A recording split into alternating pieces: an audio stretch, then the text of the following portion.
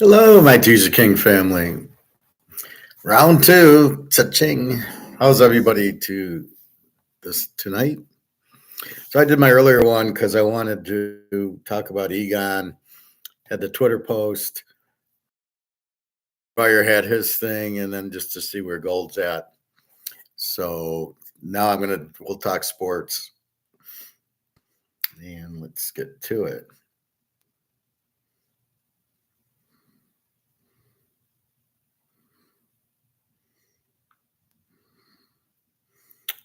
So let's look at what Gold's doing right now.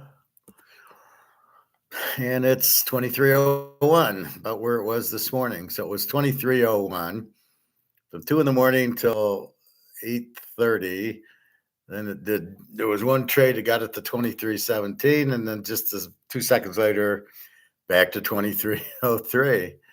Then at the 10 o'clock in the morning, dropped it to 22:79. And then it immediately went to 22.95, and now it's at 23:01. I think it closes at 6, and the silver's at 26.56, which is ridiculous. So we know that. We know it's paper. We know it's fixed, and we're just waiting for the fix to end, which we believe with bricks will do that. Again, the only reason they're doing it is obviously twofold. The only two reasons they're doing it. One is so somebody can buy it cheap. Two is to try to keep you away from the dollar because you're stupid and you're going to say, oh, gold's going down. I don't want to buy gold. I'll stay in the dollar or stocks or something. So it's all a Ponzi scheme. So just remember that. BRICS, May 14th in Kazan, Russia. They're going to announce gold standard. They've already kind of announced it, so it's not a secret. And we will go from there. So anyway, that's what's up. So that's gold and silver. And again, we know you have to go into it. It's the Titanic. You got to get off the Titanic. And there's really no other choice. So if you want to survive off the Titanic, off the dollar, there's only gold and silver. That's it. Everything else is not backed by anything, and it's all worthless, including Bitcoin, bonds, stocks, everything. All right. Let's get into baseball. Yesterday, we got double crossed a little bit where they changed pitchers on a few games. So we had Colorado over 7.5 was our 10-star, and it won. We had the Yankees, and the pitching changed.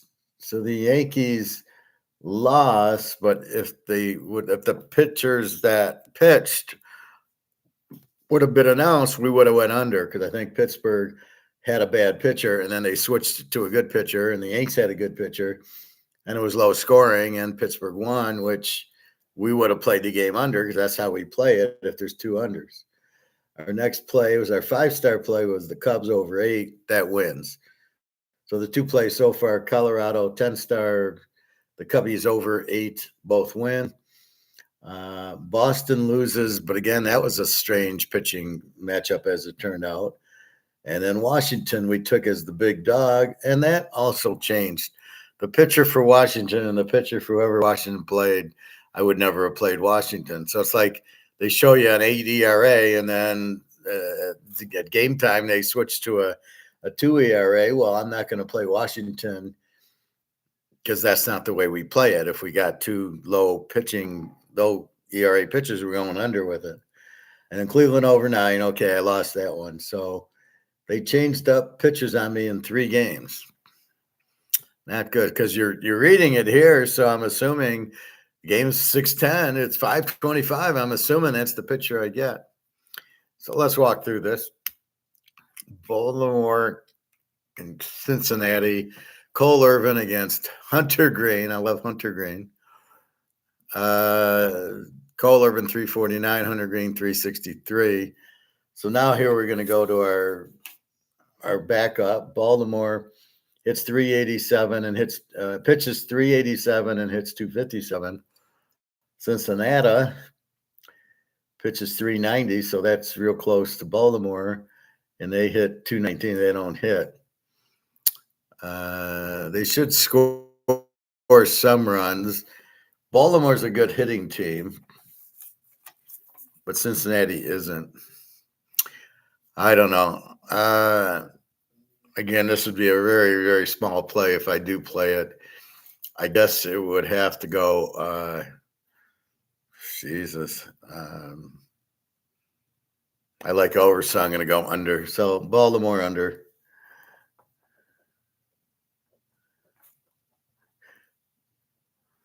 Under 9. You get to these Hunter Green, what into it, the 363, and he'll throw a shutout.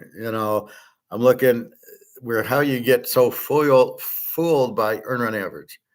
So the guy's got an earn run average of 6. So you think, oh, they're going to score a lot of runs against him, and then he throws 5 innings of one hit ball, and you're like, he's got a 6 ERA. How the hell did you do that? So that's why it's confusing. Obviously, the Niners and the Phillies. Philly 175, 7.5. Low or over under. Jordan Hicks though 2-0 with a 159 here, no 4-1. So we're gonna go under here. Let's go Phil under 7.5. Jordan Hicks 159. Colorado and Pitt. Pitt's a 185 favorite, 8 over under. Cal Quintel 0-3 with the 5.34. Martin Perez 101 with the 2.86. We're gonna go Pitt and Martin Perez, or we can call him. What was his name? Pablono. No, Pablono. Doesn't sound right. Well, it's a city in Italy. Pablono. The guy from Money Heist. His name was Martin Perez. 101 with the 2.86. So go Pitt. Beat Colorado. They're a 185 favorite over under beat. Yeah. Tirana against Washington. We got Dave Keon going for Toronto, and we got Joe Theismann for the Redskins. Yushi Kikuchi, 2-2 with a 2.94 for Toronto. And Patrick Corbin 0-3. So we're going to go Toronto, and that's going to be our first 5-star. Now, I'm basing it on I'm getting Patrick Corbin 0-3 with the 6.82, and I'm going to get Yushi Kikuchi or Uglia Buglia, whatever it comes out to be. That's what I'm betting it on. Now, if I don't get Corbin, a 6.82 pitcher, against the 2.94, then I'm really pissed off. So I'm taking Toronto based on they're getting the 6.82 guy. But what's been happening is that's what the game starts and all of a sudden I got Sandy Koufax going with a 1 ERA, and I'm like, well, he wasn't scheduled. The Mets in Tampa Bay. Tampa's a 145 favorite over under 8. Jose Quintana 1-2 with a 3.48 against Aaron Chevalier 2-2 with a 5.06. The Mets.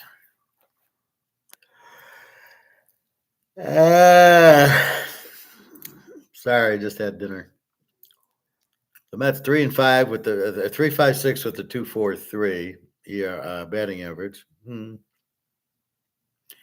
Tampa Bay 4.56 2.44.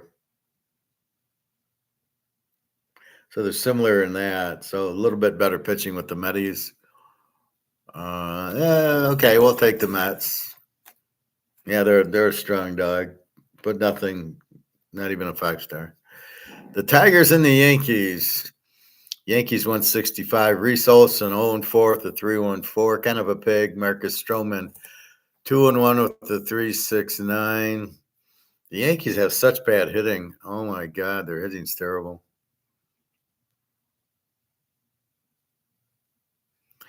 And this Stroman, man, he goes about 5 innings pretty much and gives up 4 runs, 3 runs, 2 runs the last 4 games. So Problem with the Tigers is they can't hit, and then in the eighth inning they hit 5 runs. I don't understand it against Reese Olson, who's 0-4 with the 3.18. Decent, probably a low scoring game. Let's go under 8 here.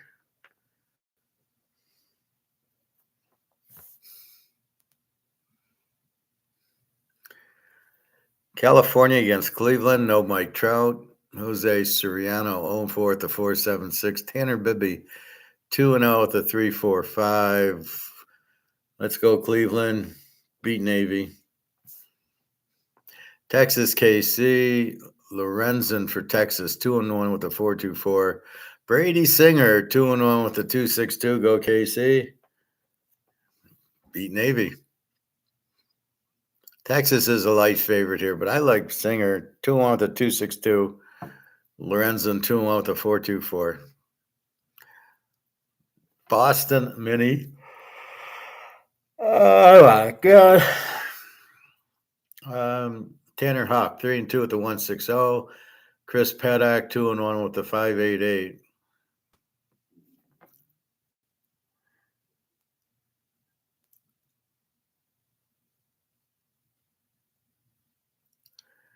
I'm going to go Boston, 3-2 with the 1.60. 1.60 against the 5.88. You got to go 1.60. You just hope that's who you got. Seattle, Houston. George Kirby, 3-2 with the 4.18 for Seattle. Ronel Blanco, 3-0 with 1.65. Go Houston. Beat Navy. Everybody's beating Navy tonight. The Sox and the St. Louis. We've got Brad Keller, 0-0 with an 0-0 against Sonny Gray. Arkansas. That must be for a coaching job, maybe. Be the coach of the Razorbacks. Suey Pig. This guy's not done anything. 1 inning and 0. Normally he's the starter. So maybe he pitched 1 inning, got hurt. Sonny Gray. We're going St. Louis. We're going Sonny Gray. 3-1 with the 1.16. Miami against Oakland. Good football game, as we know. 1974. Oakland Coliseum. Johnny Madden against Don Shula. What a great game, and what a great team dog game. You get Oakland as a home dog, you got to jump all over it. Or maybe they're a favorite, then you get Miami as a dog. You got to jump all over that. Great game to bet.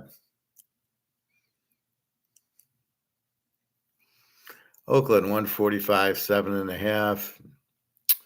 Ryan Weathers for Miami, 2-2, 4.55. JP Spears, 1-2, 4.64. 2 pigs pitching. And a 7.5. We got to go over Oakland over 7.5. So let's see what we got. We got Miami and Oakland.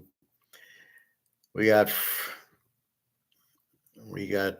Paul Warfield, 5.01 ERA, 2.24 against Oakland, a 4.13 ERA, 2.03. So yeah, there's not a lot of hitting, but there's no pitching. So we're going to make this a 5-star. Oakland over 7.5. But Jack Tatum is playing in the game. San Diego, Arizona. We've got Dylan Cease against Slade Chacani. Slade. Sounds like the guy in the Cincinnati Kids' name was Slade. Mr. Slade. 6 innings, gave up 2 runs and 1 run. So pretty decent for 6 innings. 3 hits, 1 run. So there's not a lot of scoring when the Slater's out there for Arizona.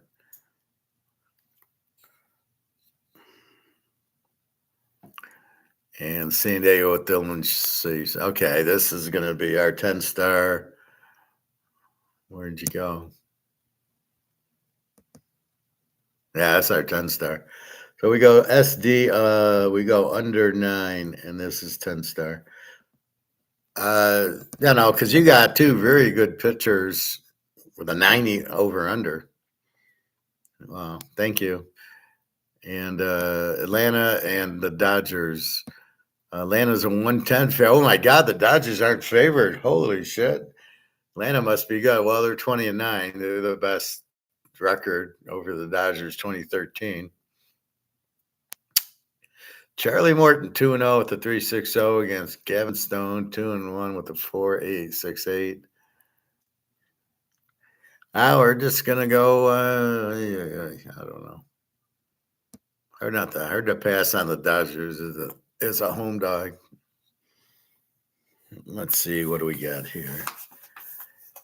Atlanta 277 with a 362, and the Dodgers 274, 365. And now let's go over. So we go Atlanta over 9.5.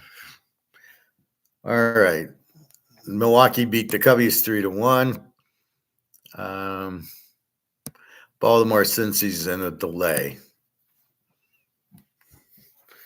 So let's review. Baltimore under 9, Philly under 7.5, Pittsburgh, Toronto, the MEGS, Jets, Detroit under 8, Cleveland, KC, Boston, Houston, St. Louis, and Oakland over 8, over 7.5.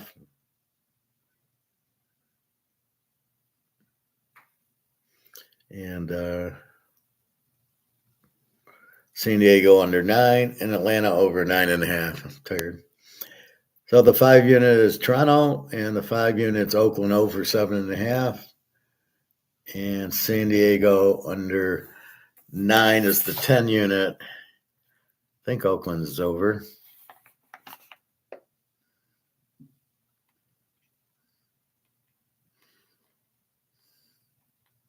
Yeah, the bullpen sucks. Yeah, I got to go over. I wrote it in such a way it could be a U or an O. But the under in San Diego is there. So Toronto and Oakland over are the 5 units. San Diego under with my man Dylan Cease. So Dylan Cease is sort of like the Verlander. He's going to come in, and you're pretty much going to bet on him unless you got a real weak, a real strong pitcher, which we have tonight. So we're going to go under. Am I there? Well, yeah. What do you mean? Am I there? Are you there? What? I don't get it. I'm right here.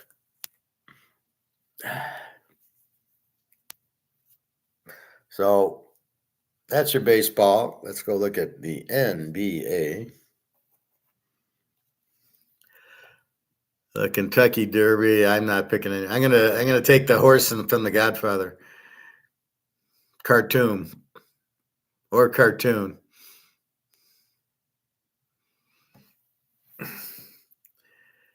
The NBA.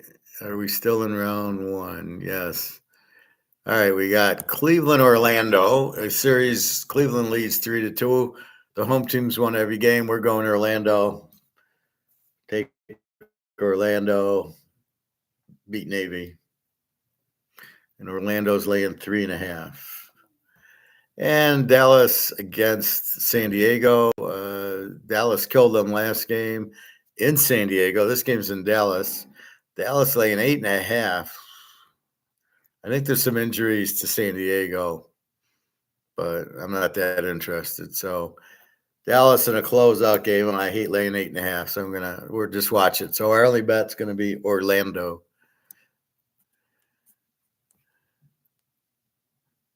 All right, Greg and John. So a couple of stoic movements today at the pool. So I'm talking to my lifeguard buddy who's into gold. I got him into gold and silver. So he bought another ounce or so. And that's about it. So I go into my lap pool, and it's an adjustable floor. Now I'm 5'9", so I like it at 5 feet. I'm right here. And it was deep. It was up to here on me. So I'm screaming to can you raise the floor? and the lady won't raise the floor. Oh, I was told not to raise the floor. I can't raise the floor. I go, what the fuck you talking about? We've talked about this before. You're the only idiot who won't raise the floor for me. And you are again, oh, I was told not to, and so I can't. What? Who would tell you not to raise the floor? If somebody needed the floor raised, you should raise it. So I stoiced her, and I says, well, let me talk to whoever your boss is, and because I've always gotten it raised if I needed it when it gets too deep. So she comes back and says, well, everybody's on vacation, but I can't raise it. It's supposed to be the same height every day. And I says, well, the whole week was fine until today. It's too deep. Well, somebody moved it. Yeah, I guess somebody moved the floor that you're not supposed to move, but you got to move it back because I can't use it. And now my back's really in pain because I'm at a different angle. I'm trying to stay afloat with my feet instead of my feet being flat on the ground. They're like this now. So I can, so the water is like up to here on me. I'm bitching at her. So I know the supervisor, which we've already had this discussion. And, I don't know what this woman's so afraid about. Nobody's going to know. Nobody's going to care. A customer asked to get the floor raised an inch so he could run on it, and you're giving him a hard time. And then you're hiding behind the Nazi rules of, well, I was told not to move it, just like the Nazis. I was told not to move it, I was under orders to shoot the guys. I didn't, so I was doing what I was ordered to do. So she's trying to imply that she's told to not use it and not raise the floor, not move the floor. Yet somebody moved the floor because yesterday was fine. Today it's not. So I just looked at her like, well, I'm going to have to talk to your boss, and I don't give a fuck. That's ridiculous. That all she has to do, it's like the floor moves. So you just turn the key and it moves the floor up. Then I can be up to here and everything's fine. Now my back's hurting because I'm reaching for the floor. It's really painful.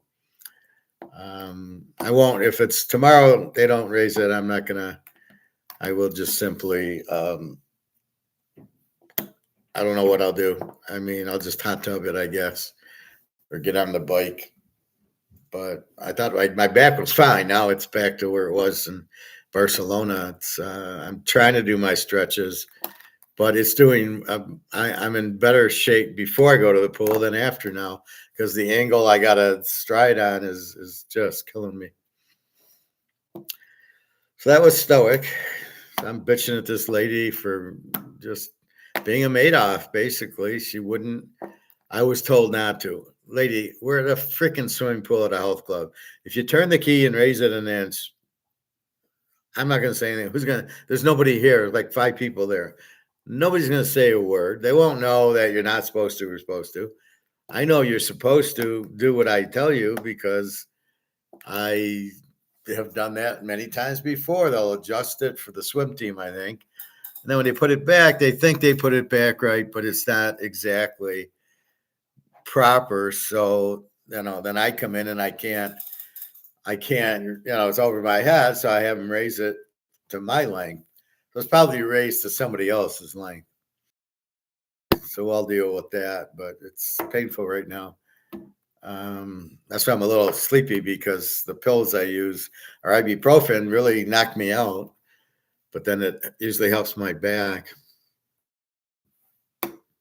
Stoic number 2, I went, there's a barbecue place next to my chiropractor as I come back from the club. So I go to the chiropractor. So when I was there when my back was bothering me a few months ago. So they point out this barbecue place. So I drive by it and I go, well, let's see. Now, it's not like the boneyard that I go to, the barbecue place where you take silver. So I go to this one, and I'm not smelling what they're cooking. The Rock wouldn't eat there. So it's supposedly like this Texas barbecue, which we're in Michigan. I don't know what the fuck that is. It's the way they prepare it, I guess. And I'm looking at the menu, and I go, well, let's see, ribs, half a slab or something. How much is that? But you get 6 ribs, and it's like $15, $22, $22 for 6 ribs. When I stopped laughing, I said, "Oh, this is ridiculous. What do you get with it? You get these two little sides, these two small sides, like baked beans and coleslaw or whatever." And I'm thinking at the other place, I get garlic bread, I get potatoes, baked potato or fries. Then I get a coleslaw or a salad, and then I get this either big half chicken for $15 or chicken and ribs combination for 22. But it's I can't even eat it. And I just looked at it, and I said to the guy, "Nah, you're over market." He doesn't know what I'm talking about, but I'm laughing at him. So he says, "Well, it's more expensive. It's premium beef." I'm going, "Well, how do I know what premium beef is? I go to the grocery store and buy premium beef, and not a big deal. Chicken is not shouldn't be more expensive." And so I said, "Well, the other barbecue place, I get a lot of ribs and chicken and potato and salad or coleslaw, and it's the chicken would be $13, and the chicken and ribs would be 22." So I said, "How much are chicken and ribs?" He says, "Well, you get like 4 or 5 ribs and the chicken." And I just looked at him and said, "You're way over market. The market ain't even close. This would be the $45 slab of ribs at the other place." These guys couldn't compete, and I just wasn't really comfortable what I was going to get.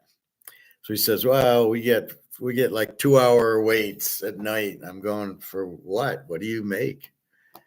Maybe there's a niche of Texas people that live here that go there, but I'll go to Boneyard 99 times out of 99, and I'm happy with what I get, and it's a good value. I found the value to be very expensive. 6 ribs for $22, and I get baked beans and coleslaw in these little cups, which that's like the Alabama style. And I said, "That's bullshit, $22 for that." So I just get up and leave. I'm stoic. I say, "Fuck you," and I'm not going to eat here. So I go to my hamburger place, which I very rarely go to, but I just wanted to eat out. I got a hamburger, and I get chili, and the chili tastes like shit. So I go to the waitress, "I can't eat this. It's terrible. How do you serve this?" So I got a salad instead of the chili on the side. Hamburger is okay. Supposedly a half pounder is like $11. So okay, that's where I get it. Is I could go to my grocery store and get a pound of ground sirloin for $6.50 or so. Make 3 big hamburgers for the $6 it cost me. I make 3 big hamburgers, and I make them properly with my the way I can marinate them and everything. So, but I was just tired. I think I was happy because I got the crown, and I talked to Daria. It's like I'm relaxing after talking to Daria. So I talked to her today. It's Easter in Russia tomorrow or Sunday. So Jenna says, "I'm getting ready for the holiday." "What holiday?" She says, "Oh, it's Easter." I go, "Oh, yeah. We had Easter in March, and I thought their Easter was April 5th, but their Easter is May 5th. I couldn't believe it. So both the girls have Easter, so I totally forgot. So I go to Jenna, "You got enough money?" She's going to a pork barbecue tomorrow. So I said, "Well, do you have enough money in case you need?" And she's like, "No, she's okay." So I'm like, "Oh, okay, fine. Must be somebody throwing the party or something. So she probably doesn't need to pay for it, I guess. I don't know. Maybe it's at Putin's or something. Putin would have gold silverware." So she's going to that. So I said, "Okay." I says, "You all right?" She says, "Yeah, I'm fine." She keeps like saying, "Is that okay?" And I'm like, "Look, I get too stressed when I don't hear from you for a week. Okay.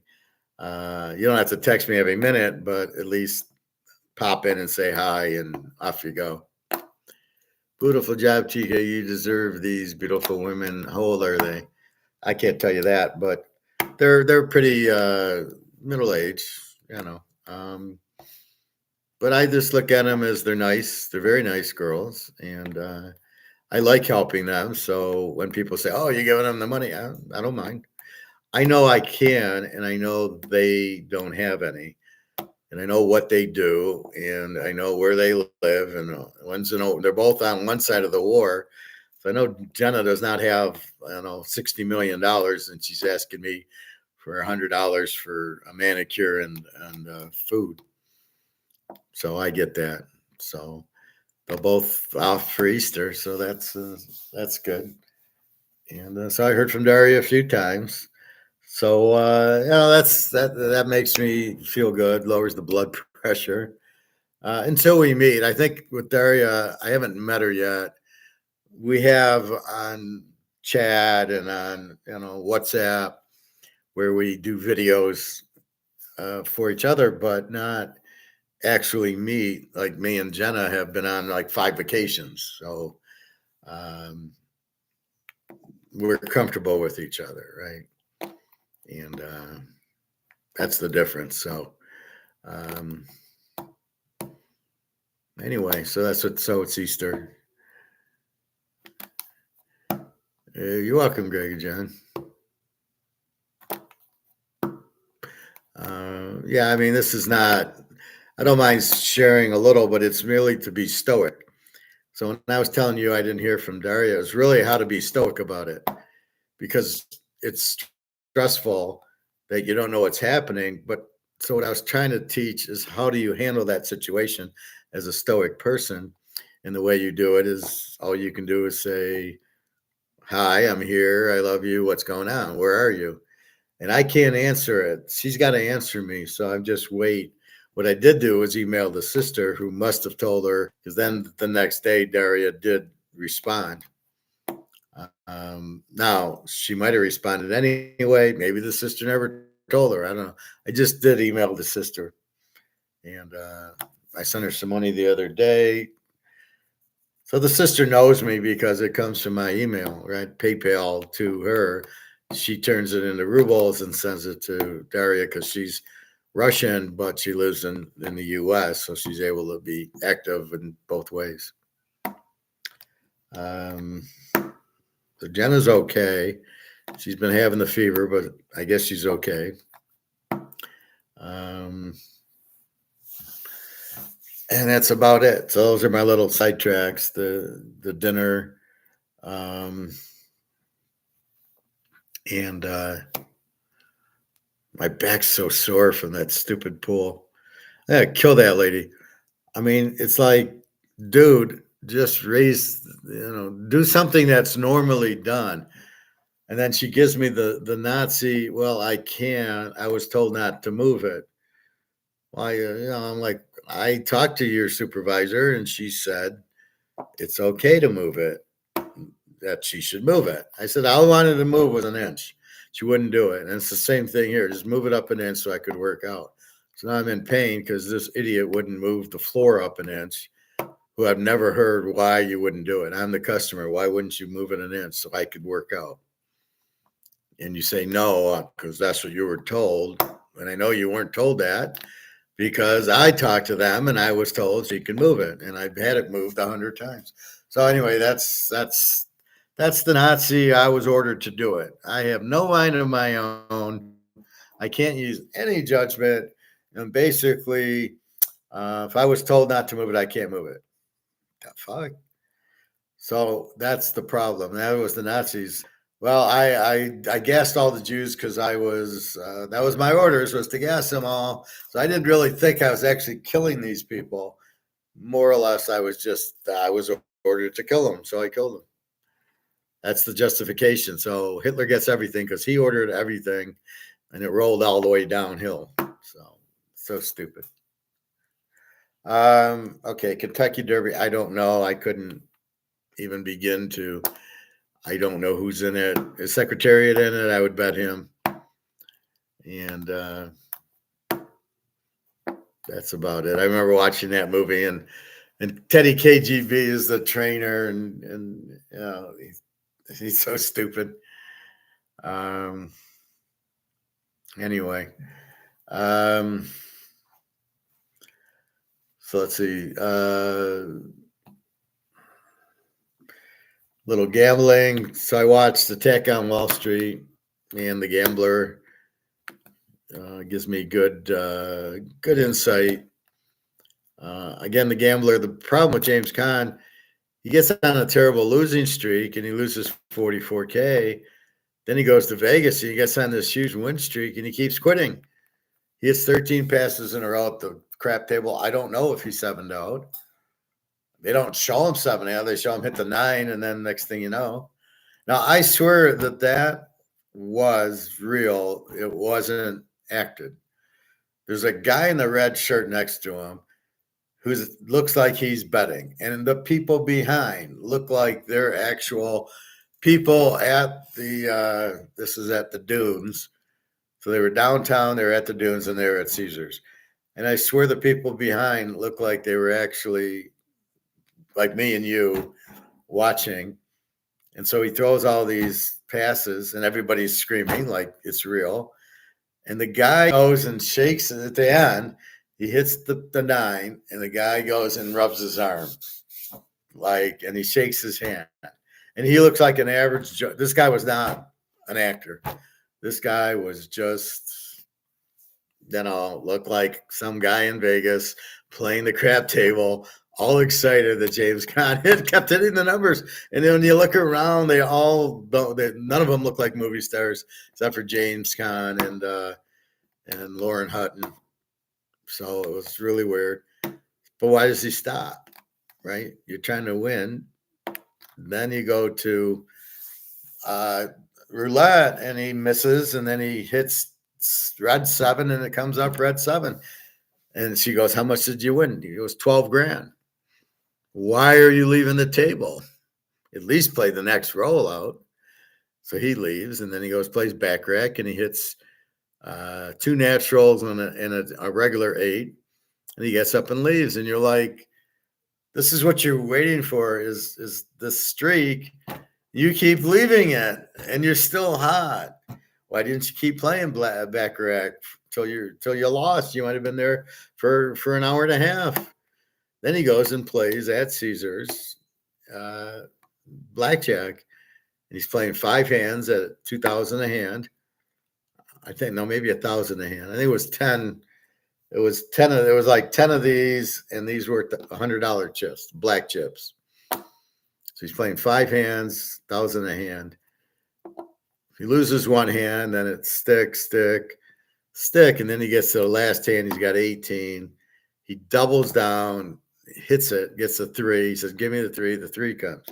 So he hits the 3, and then he goes to Lauren Hutton and says, "Okay, that's it."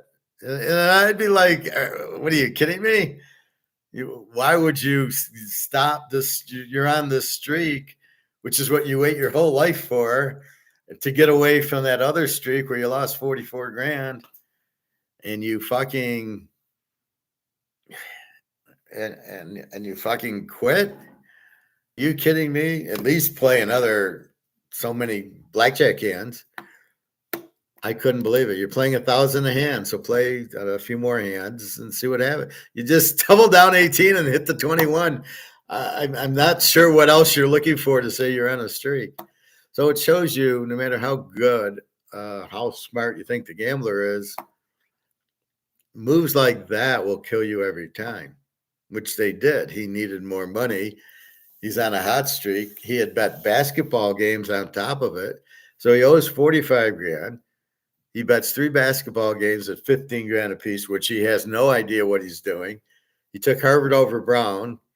The spread was even, and he acted like it was the lock of life, and Brown wins.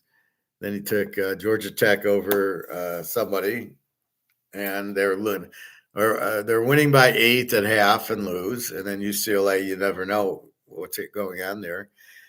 And he loses all 3 for the 45,000. Which his mom gave him that he went to Vegas and doubled. So he had to take 45 grand out for the 3 losers. And then he theoretically, with the other 45 grand, owed the guy who he lost the 44 grand to. So he's even. He didn't win anything. He hits all these streaks. He needed to stay a week at Caesars. So he loses the 45. He's got 45 left, of which he owes the initial 44 guy. He owes him 44 grand. You got 50. What are you doing? Well, he wants to get to even. He wants to break even. This is how I gamble strategy. If I'm down, I try to get even. But if I'm up, I quit. I quit way too early. I catch a hot streak. No, I don't play it out. I quit it. James Caan. I really like most James Caan movies. He does one, The Thief, which is very good.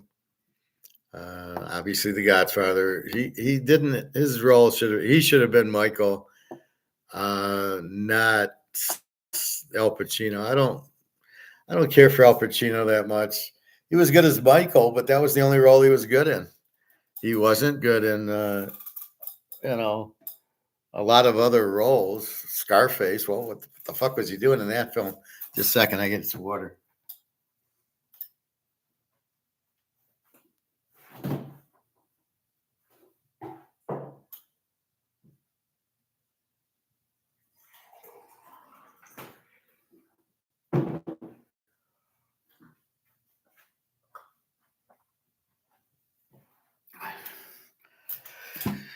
So I got two for the money back on the handicapper movie with Al Pacino and that other weird guy. And I'm watching it and going, I'd kill this guy. And he names him Mark Anthony. And I'd have told him, I'm Earl Anthony, not Mark Anthony. I'm Earl Anthony, the bowler. And he didn't like, he thinks you have to be sold, not that you picked the game right. And so they're rehearsing, and he goes, well, I'd buy it from there. Like he liked, I don't know, Michigan to win by 8. I love Michigan -8. And Al Pacino doesn't like the sell of it. And he's like, I don't know what to tell you. I mean, but who cares? It's picking the game is what matters. And that's how I view it. I'm like, I'll try to be intelligent, but when you look at, I hit the Super Bowl, I don't think you really care how I deliver it.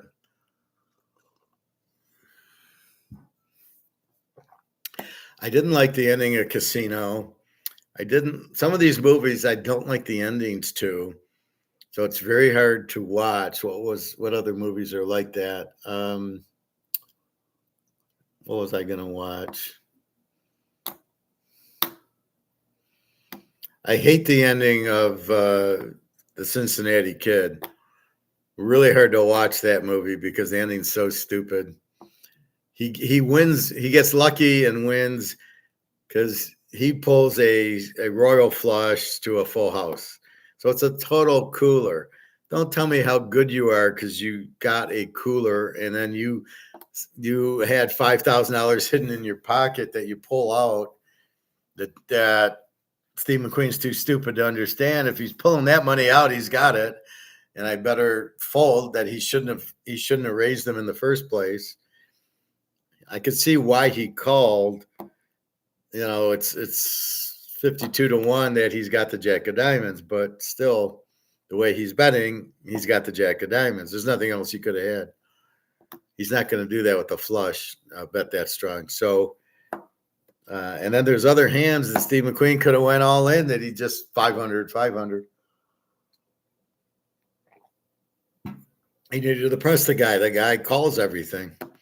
So I didn't like that ending. There's other movies. Euro Trip came back on. I was happy to see that.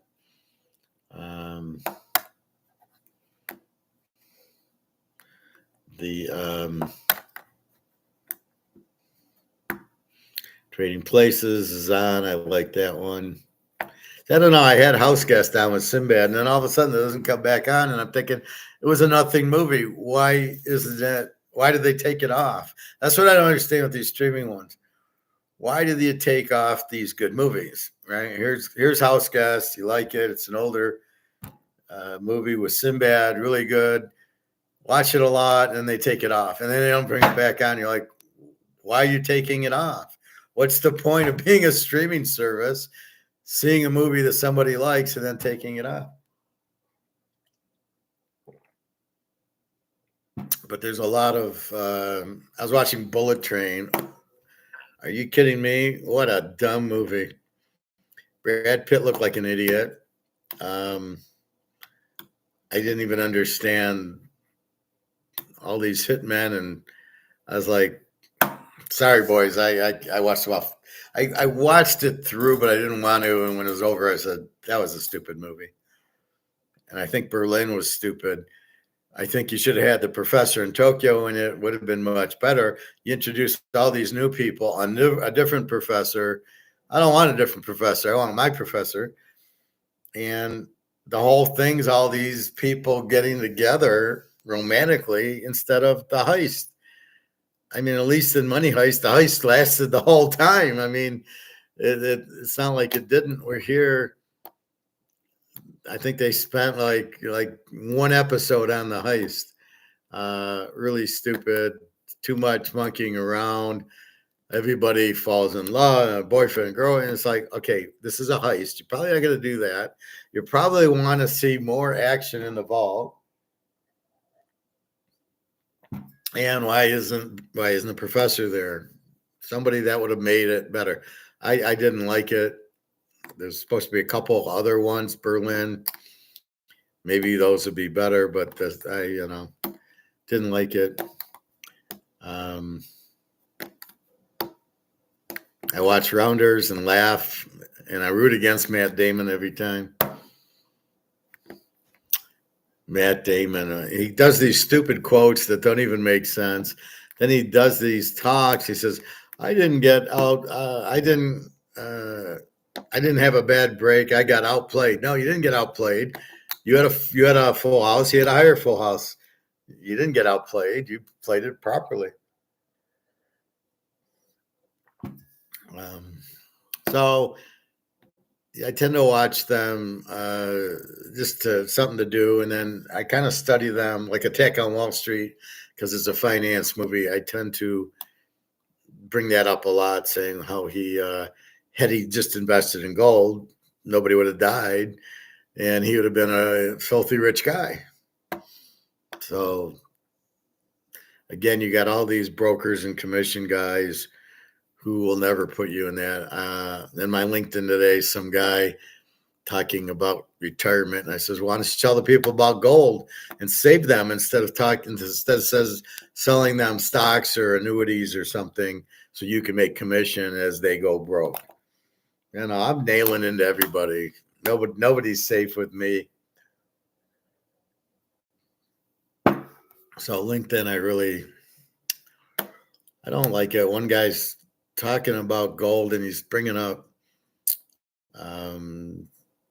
inflation and GDP and all that. And I go, nobody gives a fuck. All they give a fuck is the inflation, which they don't understand, is too much money being printed and it destroys the money.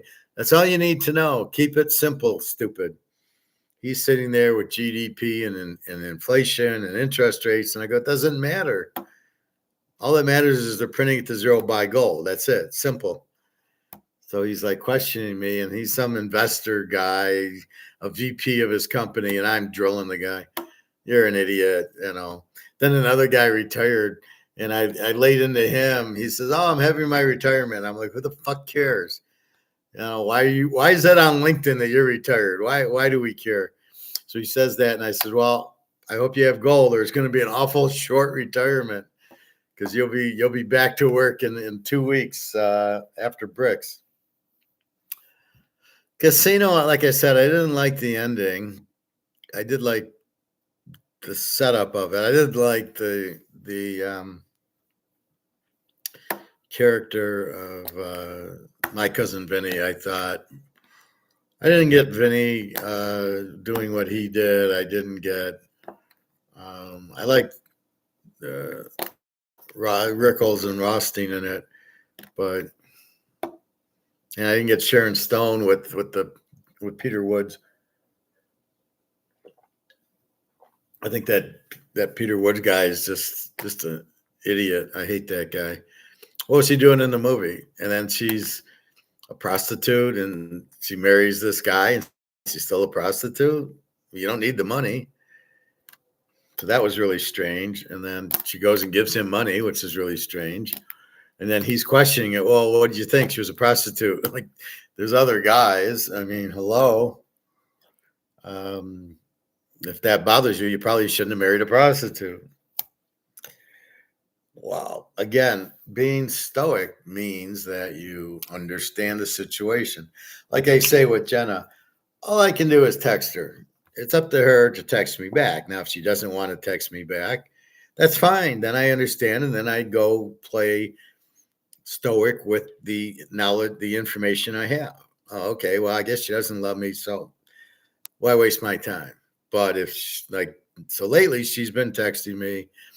She texted me when I was in the pool because I went late because we did the class early. And so she texted me that. And, oh, sorry, I was in the pool. No, so I explained. And anyway, she always does that. And I go to the pool different times, and she'll nail me in the pool. Well, I do tell her I'm going to the pool. Anyway, she's okay. She bought a purse, and she's going to the barbecue for Russian Easter tomorrow. And I said, well, enjoy. Send me some pictures. That'll be good. And yeah, because you like to just see their normal day to day. She works a lot, and I feel bad. And I know once gold goes, then I can give her some gold, and she won't have to work anymore. That's the game plan, but it's just fucking comex is killing us. So you watch these movies and you study the mistakes made. Like I said, most of it's being stoic, just sitting back, relax. So I like Jason Stray. He's very stoic. He's very calm and laid back, and he'll kick the shit out of you, but he doesn't get excited. He's very stoic. And I think that's why you like Clint Eastwood. Very stoic. Keanu Reeves, very stoic. They're just kind of laid back and strong characters. And that's what us stoic people like. So I told Jenna I was stoic. I said, well, I'm stoic. I just, I'm here for you. Just tell me what's wrong. I'll help you. But if you don't tell me, like, you think we've been texting at least 2 years, but she's known me like 4 or 5. And you sit there and she's like, well, I didn't know how you'd take it that I was a little bit, insecure about, I didn't have any, couldn't feed my daughter. We didn't have money for food and I'm like, it's okay. You're insecure. Or she says I'm sensitive. So it's okay. You're sensitive. Why wouldn't you be? You're divorced and you're raising the kid and you're sensitive. It's okay. I said, you must have really had some great boyfriends in Russia that you're so sensitive. But I can see her dilemma is if she tells me she's worried I'll leave her. I don't want you to see that I'm sensitive or weak or dependent or whatever. I don't want you to see that. And I go, it's fine. I'm not going anywhere. I mean, everybody's a little sensitive and everybody's a little scared. That's just life. I'm here for. I'm stoic. I'll help you. Don't worry about it. But I got to know the problem to be stoic on. I can't guess what your problem is. So I think I helped. I think she understands much better. And see, these are what she didn't want me to see. And I'm saying, it's okay. I said, I tell you everything. I'm teaching class. I go to the pool. I got Chinese, whatever. I tell you everything. I don't want you to be surprised. I want you to know everything. Then you can make up your decision. If you don't like that I teach economics, then we won't go out. I mean, I don't know who would care, but if I've got football or, if I go play poker, that's what I do. And you either like it or you don't. And if you don't like it, fine. Then game's over. If you don't care because you just want me, then that's fine. So that's a lot you learn from the stoic point of you're looking at the variables. So it all comes back. Everything blends back together. So it's all gambling. I'm looking at her variables. She's insecure. She's a little bit shy. She's a little bit distraught. She's obviously doesn't have money and she's worried about it. And okay, that's fine. Now I can determine knowing the variables. And I give her all my variables. Well, I play poker, I bet football. I'm not working now, but I got gold. So we won't have to worry about that. And then she can make her decision. She says, I like everything about you. And I said, good. And I like everything about you is that I know. And don't worry about telling me that. But because I've told her everything, it's not like she's going to find out and I didn't know you play poker or something. I didn't know you knew Bobby Bowe, even though he hasn't been on in a while. Bobby Bowe owes us a lot of money, by the way. So that's where I'm at with that. Stoic's feel good for everybody. Stoic is you're very calm. You can only control what you can control. Like I said, I can't control Daria contacting me back. All I can do is say hi, good morning, and then hope she says hi, good morning back. I can't control that part of the equation. I can only control I am texting her saying, have a good day, I love you. And then it's up to her to then respond to it. But that's all you can control is your end.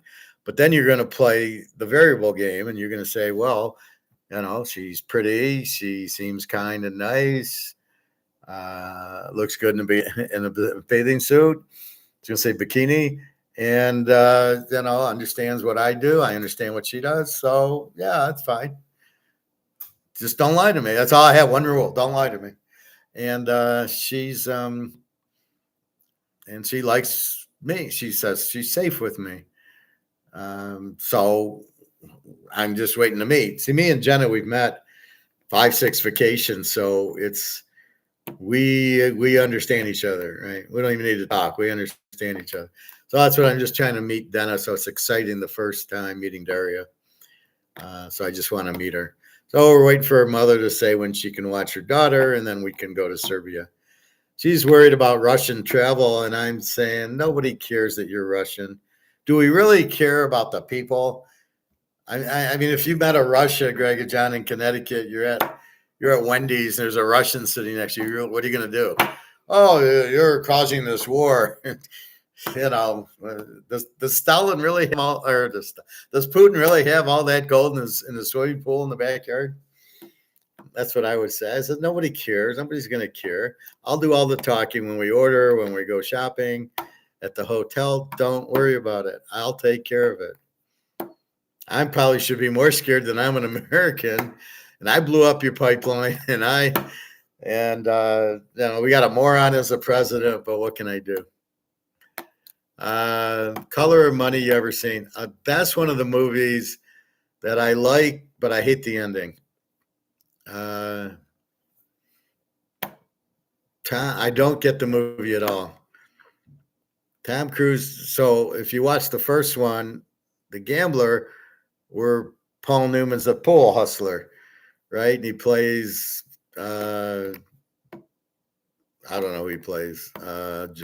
Jackie Gleason is Minnesota Fat. So he plays him. Instead of just quitting, he plays until he loses. And Minnesota Fats wins, and then they play again, and he wins. Then the handler wants half. He says, "I'm not paying you," and he says, "Okay, then you can't play anymore." So this is in the 1960s.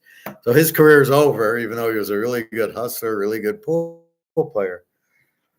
And then here comes Color of Money, and all of a sudden he meets Tom Cruise, and Tom Cruise plays a moron, which is insane. He should have played the Rain Man character that he played as the hustler instead of this role he plays is so stupid. And then for some reasons, Paul Newman cuts him off, and you're like, says, go on your own. And I'm like, well, you are the one who invited him out, your partners. What do you mean go on your own? The whole strategy didn't make sense. Well, why don't you go lose? Well, what kind of hustler is that?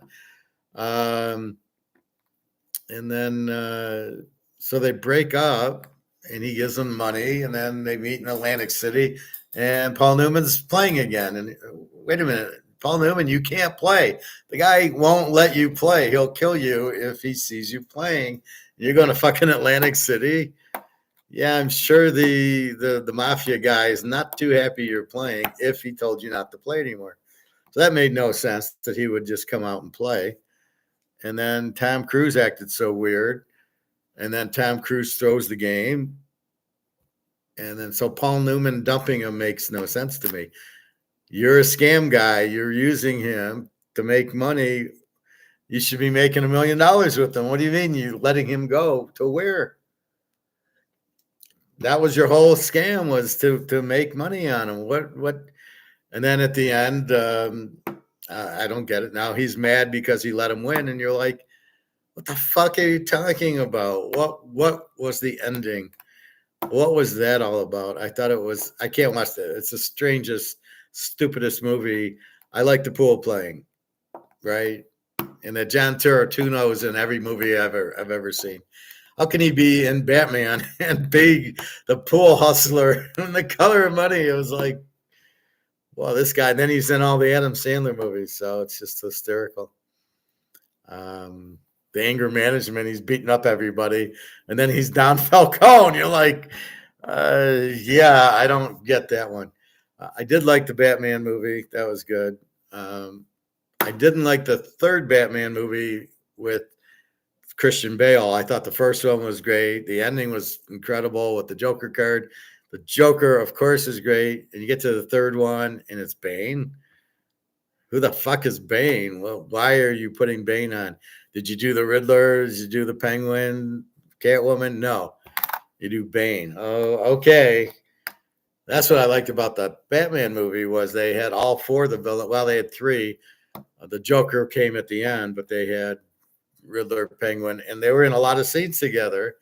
The Riddler, the Penguin, and the Catwoman. The only difference is I would have went with the Catwoman at the end or asked her to stay. Yeah, I'm Bruce Wayne, so come stay in my castle. That was funny, but I didn't think that Riddler kid would carry it off. I saw him in that one movie with Jack Bauer's daughter, and he was terrible in it. And you're making him the Riddler, but he did pretty good. I don't know who that is, and I'm busy working. So yeah, a lot of movies, I'm wondering the endings. Like some of these, you can't end it. It's like they don't know how to end the movie. There's a lot of movies like that. I got to think about them. But yeah, you want stoic endings. And I liked Money Heist, but I thought that final few episodes was really strange. So if you've seen Money Heist, you've got to explain from day 5, season 7. You've got to explain that to me because I have no fucking idea why Berlin's kid would steal the gold. Okay, this is the professor steals the gold, and Berlin's kid's going to steal it from the professor. No way, that would never happen. And then he gives him a note, and then he gives him the gold back, and you're like, okay, why would you steal gold from the professor? Are you insane? You don't steal from the professor. That was really weird. And I got that the professor couldn't tell anybody we're switching the gold for brass.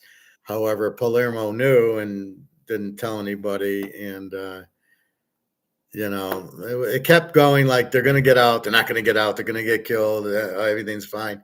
I thought it went way too long back and forth. I think they could have done it in 8 episodes. And there was really no drama. You knew they'd get the gold back and you knew they'd get out. So the drama wasn't there. You're not going to kill all those people. And I didn't understand why they killed Tokyo in the first place. I thought that was retarded. That was the one person you should not have killed. That didn't make sense. You ever watch documentaries? Yeah, I watch documentaries. Depends who it is. Yeah, that's I agree. They don't know how to end them. Even this Two for the Money with Al Pacino and the other guy, the handicapper movie. They don't know how to end that. So the guy's picking 80%, and then all of a sudden he can't pick it all. And then all of a sudden he wants to quit like a baby and he's crying. And then he goes back and coaches high school football, or pee-wee football. You don't know how to handicap anymore? I've been doing this since I've been betting football since about 1969. And believe me, I know how to handicap in my sleep. I know what keys to look at. And, I'll do this till I die. I don't get why you would have quit it. And I don't get what the fuck he's doing. But I wouldn't do every game. I only do the games I like. That's the thing. I feel. But when I feel it, I nail it. But I wouldn't do every game. Here's the 5 games we're picking. So I didn't get that, and I hated the ending. I thought it was very stupid. But what I don't like is like the James Caan Gambler. All these gambling movies, the guy loses the girlfriend. He gets into a fight with his family. He loses all his money. He gets beaten up. That ain't my lifestyle. I don't get beaten up. I don't lose my girlfriends. I get more girlfriends because the more balls you get from being able to gamble and the more confidence you get, the more girls you get. I mean, it's just normal because girls are attracted to confidence. Did you see the movie Irishman? No, I have no desire. I see it's on like Netflix, but I don't have any desire to see it.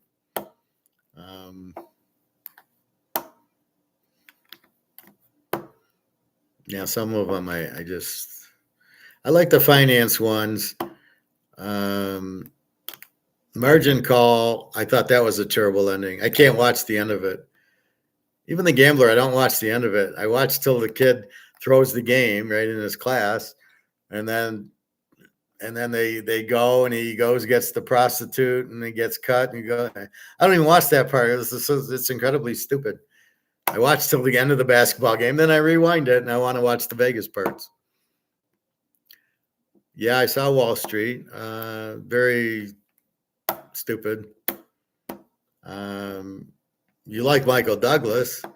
I didn't like the ending. Other People's Money with Danny DeVito before he was the quarterback of the Giants. I like the beginning of the movie where he explains everything. I hated the middle of the movie because he falls in love with that real ugly girl, but you don't feel any passion between them. There's no connection that all of a sudden he would be in love with her or she would be in love with him.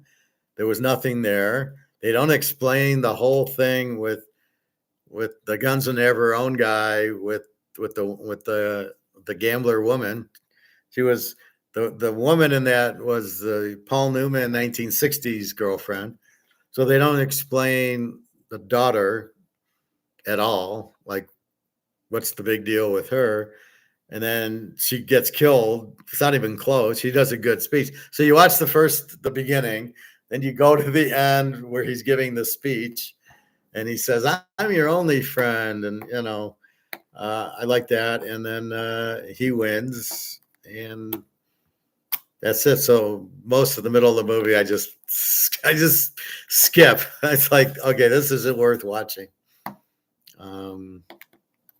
I do like the Die Hard movie. I don't like the ending. I think that what's his name? Snape. I think Snape should have got away, or Hans Gruber. I did not like that it should have been like Money Heist. The best part about Money Heist is the professor outsmarted them and got away scot-free by blackmailing them with the brass, not the gold, and they kept the gold. And everybody who was against him, all the police, he turned, they all fell in love with him, and it was great. And that's how Die Hard should have ended. Die Hard should have ended where Snape gets away, he blows the roof, and they're out, and you just see him sneaking out. That's the best movie. But for some reason, they want to keep showing the cops. The bad guy never gets away. Well, the best one they made, the bad guy got away in Money Heist. Even in Berlin, he gets away, but it's how they did that professor was ridiculous. Caddyshack was funny. You like comedy? Yeah, Caddyshack was okay. Um,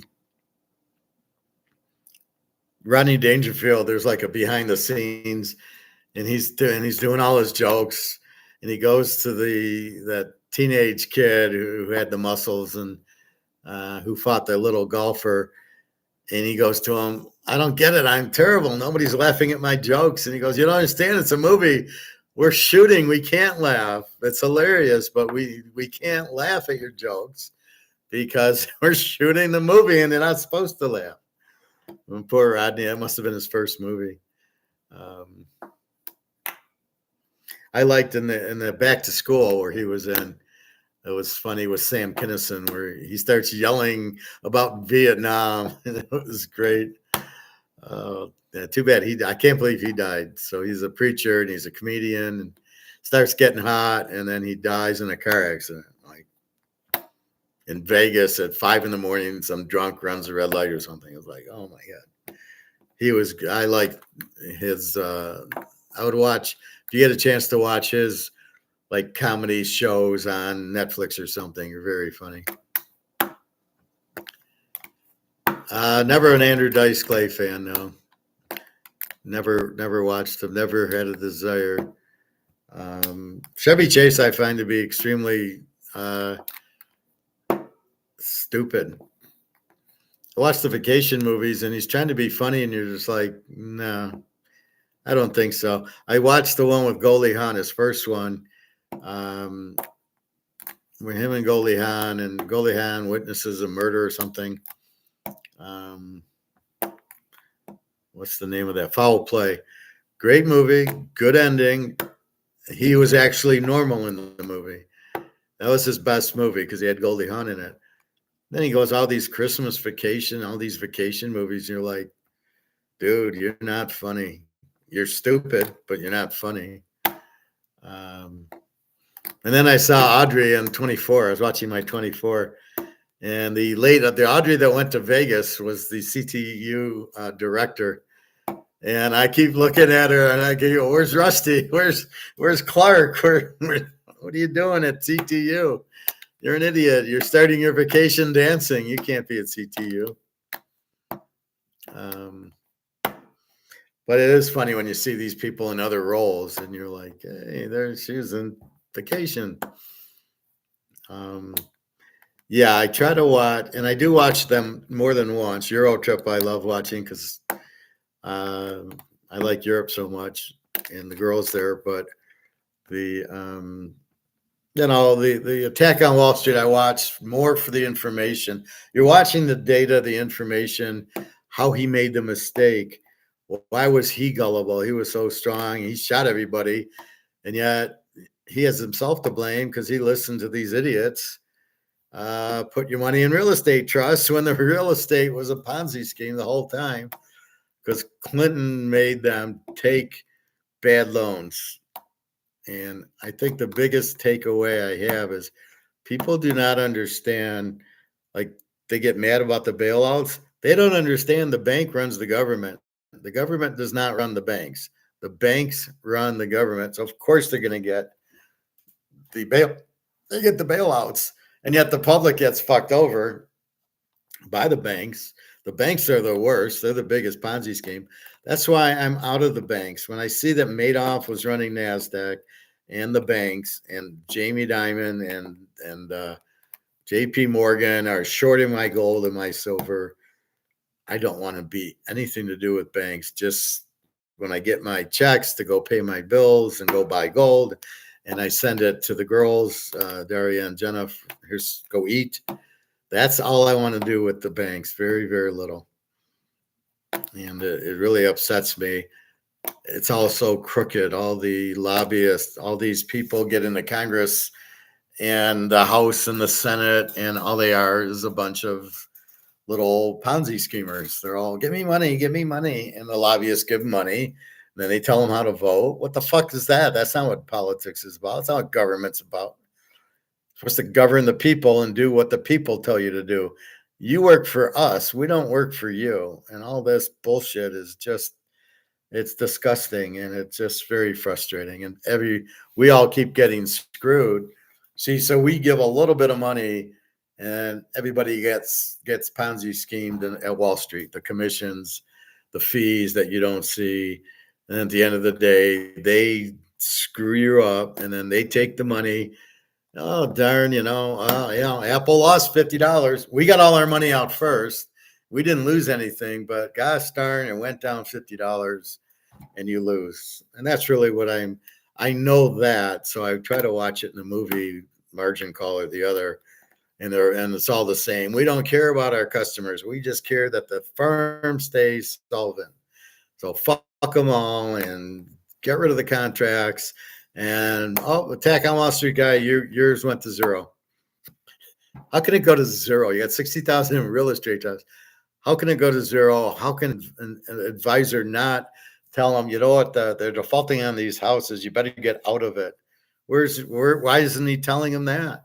So he got what he deserved. He got a bullet in the head. He deserved to get a bullet in the head. You fuck with people's money and you don't help them and you don't tell them. And then he had the nerve to say, "Oh, I got some more investment ideas for you." Oh my God. Do I remember Morton Downey Jr.? No. Is that Sherlock Holmes? Is that Morton Downey Jr.? Check out a movie called Cabin Fever for the girls. The movie was cheesy though. Cabin Fever. Well, it might be on one of these old Tubi ones. Morton Downey's not. He's not Sherlock Holmes. That's somebody else. But no, I don't think. Yeah, I don't think that's the same person. But there's different types of movies, and you need a good plot and you need a good ending, and those are the best. And I find those are better in the 80s and the 90s than they are now. I can't even find a movie to go to. I honestly would not go to. I don't know if I went to the movie theater what's even there. You have no idea. Why would you even go? You got Netflix and Tubi and Pluto, and you got CDs. Why am I going to the movies? Sleuth was pretty good. Don't remember that.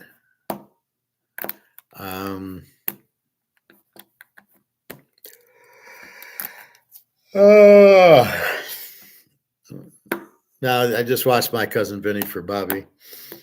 It was pretty good. See, now that was a good ending. He wins the case, but then he makes it look like attorneys are idiots, right? He doesn't know what he's doing, and he wins the case because it's all bullshit. Now, in real, that case probably wouldn't have went out because the guy had no evidence. He had no hard evidence. It was a bunch of hearsay. And then all Vinny does is prove that the guy had leaves and trees and bushes in front of his house and maybe didn't see the guy, and the woman needed glasses. And okay, is that got anything to do with being an attorney? No. How that went to trial? No. How he doesn't know, are they guilty or not? How does he not know? Non-guilty. How he doesn't bring up that it's clearly a mistake, and he would have went in the beginning to let's check other green cars nearby with the 357 Magnum. We don't have it. You can't prove shit. That case should never have gone to trial. I don't care. I'm not an attorney, and I would have said that. It's clear the guys didn't do it. I'll take a lie detector test. The movies I like are the Basic Instinct one with Sharon Stone. I thought the first one was good. The second one was really good. Takes place in London, and she's very stoic for a woman. So I like that. And I like to watch smart movies. That's why I like Money Heist so much. He's smart and he gets away with it twice. There's two crimes, gets away with it. And then he plans, okay, this is how we get away, right? We're going to go into the middle of the sea in international waters, and then we'll split up, and we'll go to these tiny islands, and if you're caught, here's your handler numbers and all that. I mean, that's the part that most robbers don't do. So let's say we're going to go rob a bank. We got to do it backwards. How do we get away? So we do all this robbery.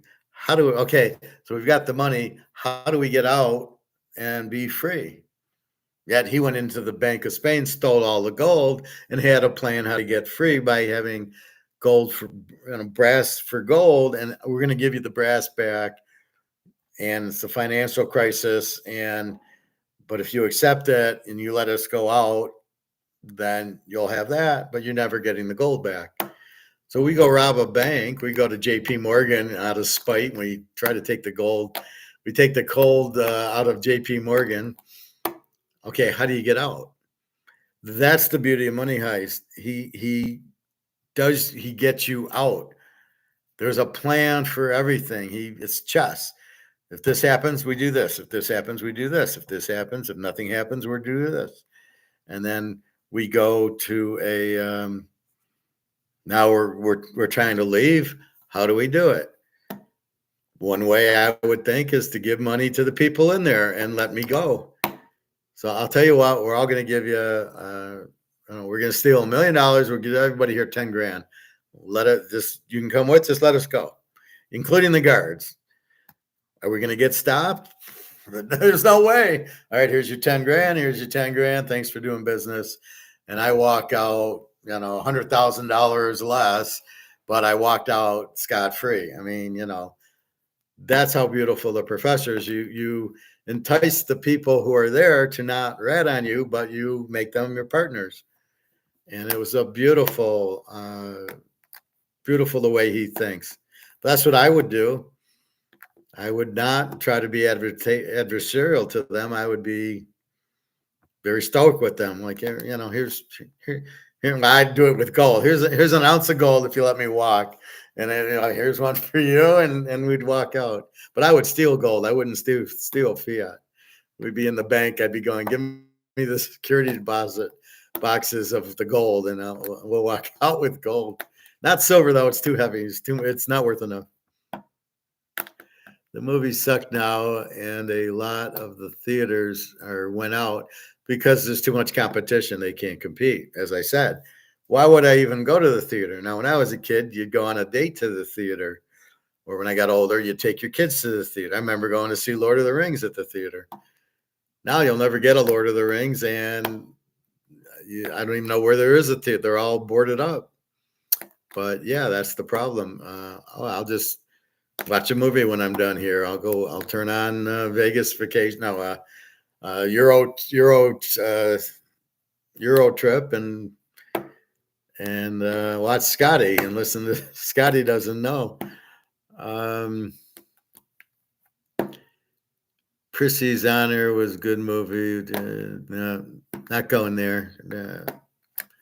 Never liked that one. I wasn't a big Jack Nicholson fan. I didn't even like him as the Joker. Movies do suck now. Well, they come out on DVD for a week, or they're at the theater for a week. You don't even know. You don't see ads. I don't even see regular ads. I can't even get ESPN, so I don't even see these football games. Here's the championship game, and I don't have ESPN, and I can't get it because Spectrum doesn't carry it. It's insane. But you don't see the advertising. I'm on Netflix. I'm not seeing advertisements for a movie. The Batman movie's now delayed till 2026 because of this actors strike. The Joker's supposed to be in it. Then I think the third one, it's supposed to be 3 movies, goes 20 years into the future, I think. So Batman's like an old man. And you can tell the mayor's kid is going to be Robin, or he'll do something that he'll be involved with Batman. Batman saved his life a few times. So you saved my life, Batman. He's pretty good in it. I don't mind Vampire Guy, and in Batman. Like the Catwoman, she's beautiful. And I said the Riddler, Penguin. I don't know why they always dress him up like that. I watched Gotham, and the Penguin was the normal guy. He had a limp, but he was thin and just very intelligent, very ruthless. And then here's the guy doing Penguin. He's a thin guy. They got him all dressed up. Like, why does Penguin have to be fat? He's not literally a penguin. He's a guy. Oh, God, it's so stupid. But yeah, keep it like the last Batman had Bane. Where was Mr. Freeze? Where was you couldn't have had the Riddler in it and a penguin? I mean, really? You started off promising with Ra's al Ghul and the Joker, but I like this Batman. They have all of them in there, right? Here's Penguin, here's Catwoman, here's Riddler. It's not one guy, and yet in the other Batman, he just has the Joker in it. And the last one, I don't know what he's doing with Bane. That was just pure stupidity. What a stupid movie. The whole concept was stupid. And I love Ra's al Ghul's daughter. What is it? She knows he died. Like, she wasn't there. I want revenge because you killed my dad. The dad killed himself. What are you talking about? Why would she want revenge? It's so stupid. You never meet her. You're not introduced to her. But yeah, I mean, you need a good plot, a good ending, and an ending that's sound, and a smart ending like The Professor. You need more smart movies, but they never want to show the bad guy get away, and yet why not? If he's clever, we want to see clever. That's what we want to see. Now we got people going over the border, and it's ridiculous. A lot of movies go straight to Netflix now, and new movies too. I don't know about that. I mean, I see the Netflix, like Berlin wasn't a movie. It's a series. There's a lot of series. But yeah, I don't know what movies go right to Netflix. I'm not aware that they're actual new movies.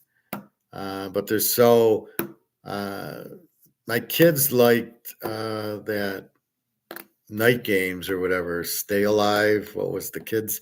The kids fight each other. I had no desire to. I go, why do I want to see kids killing each other? Well, who comes up with that shit? So the kids kill each other.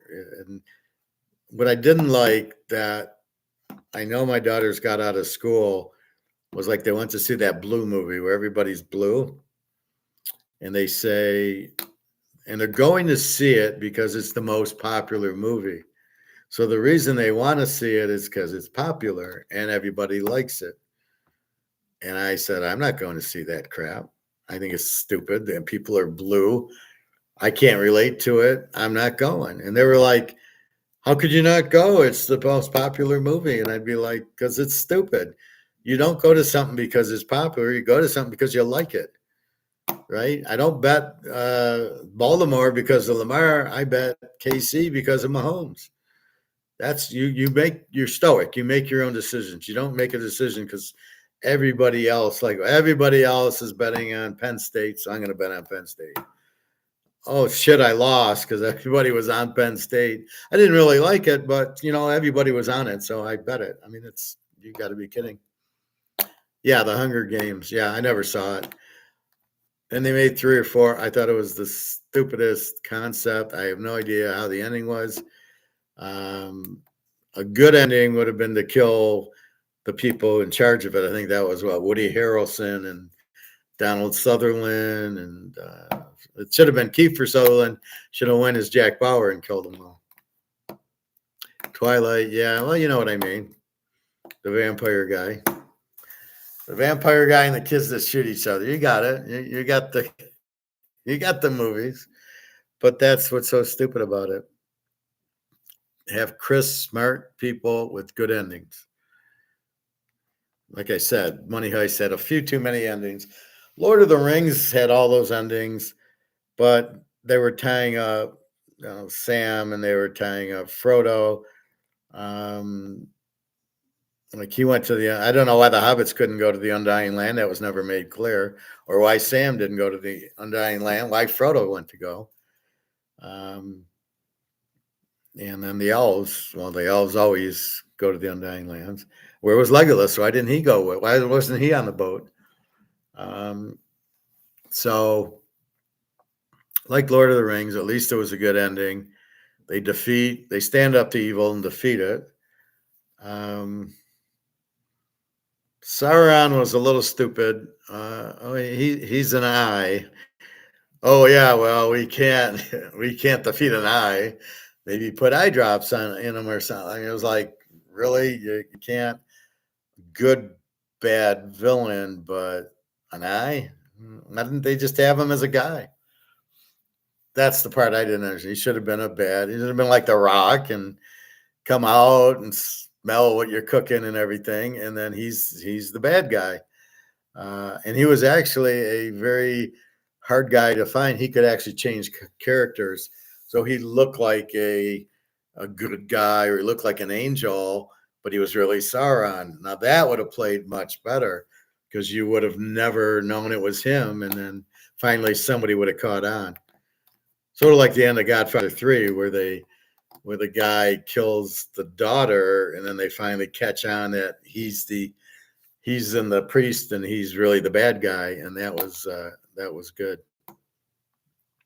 Those are the best. I think that's why I like From Russia with Love the best. I think that's the best James Bond movie because he doesn't know what's going on, and he doesn't get that the Sting guy is actually the bad guy, and he thinks it's Russia. He doesn't know it's Spectre, which is a little surprising why he wouldn't think that. But that was a good movie and a good ending, and he kills him, and he gets the hot Russian girl. So it's funny. I had a friend who was Russian who looked exactly like From Russia with Love's girl, the blonde. And I remember showing her the picture, and she says, "Who's that?" I go, "It's you, isn't it?" It looked exactly like my friend Lena. And she couldn't even she like, wow, this does look like me. And but it's a clever movie, and Bond's fooled, and then I didn't really like that ending either. It was kind of like, okay, they went through the water, okay, at the hotel, okay, that's it. And I'm like, that's how it ended. The James Bond movies, they don't know how to end. They have the big explosion. It's really stupid ending. In a lot of their movies, they don't know how to end it. I thought that whatchamacallit, James Bond, who's the blonde guy? The guy from Girl with the Dragon Tattoo. I thought he was a terrible Bond. I thought he was okay, but I thought the movies sucked. All the movies in the James Bond were Daniel Craig. All of those movies sucked. They were horrible. They didn't know how to end them, or they just. The first one was okay because they had the poker. The second one was ridiculous. The third one was ridiculous, and then the one with Spectre. Well, we already know Blofeld who he is from the 1960 movies. What are you? Why are you telling us he's Blofeld? We know that. Geez, so stupid. But I thought I thought the best Daniel Craig was The Girl with the Dragon Tattoo. If you have a chance to watch that movie, it's fabulous, and it's a great ending. I was so excited. The ending was great. Although at the end of that movie, I didn't understand. Bond's dating his boss, but also dating the Dragon Tattoo girl. And she gets him a Christmas present, and then she's like jealous of that he's with his girlfriend. It's like, well, he's dating her, like, and I don't know Bond why he dated the girlfriend and not the Dragon Tattoo girl. But she was so clever. She stole all this money, and she got all the codes and bank accounts, and yeah, that was like, yeah, that's who I want. That's my girlfriend. Oh, good. Funny, yes, he is. Beverly Hills Cop 4 is coming soon on Netflix. No interest. No interest in the Beverly Hills Cop movie. Only Trading Places, which is on Pluto, I think. The Gambler and Trading Places. Highly recommend turning on Pluto and watching those two movies over and over. I watched Trading Places, and that's a good, Wall Street movie. And they outsmart them. And then The Gambler's The Gambler. Tremendous movie. Again, though, I wouldn't have lost 44 grand to start, and I would have won another $1 million on the streak he was on. I would not be leaving the crap table, the blackjack table, the roulette wheel, or the baccarat exactly the way he left them. I'd have been there. I'd have been at craps for another hour. I would have been at roulette for a month until I didn't hit, and then I would backjack. If I got 18 and I double it and I get 21, I am never leaving that table. I am buying that dealer, here's 10 grand, don't leave. I would never. You double down 18 and hit a 3 of hearts and get 21 and you leave the table, you're out of your fucking mind. What are you doing, man? You can't gamble because when you gamble, you never want to leave a streak. You ever seen Gran Torino? No. No, I think that's Clint Eastwood. I like the westerns, Clint Eastwood, and I like the Dirty Harry. The first time was okay, and some of the Clint Eastwood. The one I got is Absolute Power. I like. He's a thief, and he steals money from this rich guy. And witnesses a murder and gives the money back, and then gets the guy who murders him. But he's very clever in that one.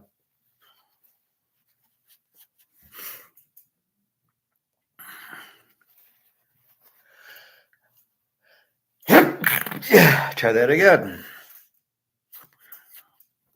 And I might have to do it again. But yeah, you like your actors only in certain roles. Like the girl with the dragon tattoo, I liked in that movie. She was okay in Facebook, but you don't cry for Mark Zuckerberg. Then she was in some other ones, which were more romantic, which I hated. She was in like a religious movie where she was Virgin Mary. And I'm like, are you kidding me? You go from girl in a dragon tattoo to that shit? So I was on her Instagram and I told her, I says, you're out of your fucking mind. You can do girl in a dragon tattoo. There was two others, but they weren't done in America. So they were still waiting for them to get done. And then I told her she should do Basic Instinct 3 and play Sharon Stone's daughter. Like she has a daughter, and then you get to be real, kill everybody. I go, that you would have been perfect in that role. But no, she doesn't listen to me. She was dating Gladiator, the idiot, the guy who tried to kill Maximus Aurelius, or Circus Maximus at Caesar's Palace. So she was married to the creep, or not married to him, but she was dating him and had a kid with him. And I go, all the guys that you could get, and you're dating the idiot. See, I look at it like, yes, he's acting, but the roles you choose and the way you act them is your choice. And you should never, if I was an actor, I wouldn't take the Gladiator where I'm the bad guy. Never. It's like if they wanted me to talk about Teaser King, I would do it my way, and I would do it stoically. And if they said you gotta, stand on your head and whistle Dixie, I wouldn't do it. I think that's just ridiculous. Anyway, No Way Out was good. The best Kevin Costner movie I like is 3,000 Miles from Graceland. I thought that was an excellent movie. They actually had they had an exit strategy when they stole the money, but I thought it was a weak way they stole it, and then they got away, and I thought that was weak, and they didn't really have a good exit. Like if you're gonna start shooting a casino, you probably need to do it a little bit better. But yeah, Kevin Costner, not a big Kevin Costner fan. I didn't like Field of Dreams, and I didn't like when he was a pitcher and he threw the no hitter as a Tiger. I thought that was stupid. But yeah, I mean, there's some that are good, a good movie, a good ending you get into. So if I'm gonna watch a crime movie, I'm gonna root for the bad guy, and I'm gonna want them to get away, and I want them to be smart to get away, like Money Heist. Good plot, they get away, and they succeed. Then I want to watch it. Otherwise, the rest of these are just stupid. It's the same freaking movie, so I have no interest. And I watch a lot of YouTube where I'm watching gold. But my problem is you're not telling me anything I don't already know. Like I know BRICS is the 14th. Oh, the dollar is dead in a week. No, it isn't. Don't say that. And then there's guys that I don't watch on there. And then there's some I watch. But like today, Mark McGuire, I don't know what the hell he said. I know I showed it earlier, and I'm like, what the fuck is he saying? What talk English? Why are they still doing derivatives? You told us they weren't going to do it. It was all over, and they're still doing it. What the fuck? And Egon, okay, we're at the last 5%. Okay, really? Okay, do we believe you? I don't know. We like to, but like I said, I got into it with some finance CFO on LinkedIn, and I just nailed him. Again, I'm saying inflation is printing the money. Everything else is meaningless. That's the whole point. That's all you need to know. They printed it. It's inflation. Goodbye. We don't need to know debt. We don't need to know any other shit. It's meaningless. It's how much money are you printing that makes the value of the dollar drop. That's it. Period. Why do people need to dig into something that isn't necessary? I don't understand it. But anyway, that's why we got it. That's the Titanic. You hit the goal. The iceberg is the dollar being printed, and then the flood of money is the water, and then you get into the light bulb, which is gold. That's that simple. I don't get the inflation and the debt and the interest rate. The debt just means you're going to have to print more money, which is already inflated. It's already worthless. So what's the point about that? They're going to print more money. We know they're going out because once the money goes out, the government goes out, the country goes out. We know where we're headed. All you can do is be stoic and buy gold. Just like all I can do is text Daria, hope she texts back. All I can do is buy gold, wait for the collapse, and then watch the gold price go to the moon, and then figure out where we're going to live with all our gold in a safe place. That's it. And we'll find that out as it comes. We got it. We know the story. That's it. It's easy, simple.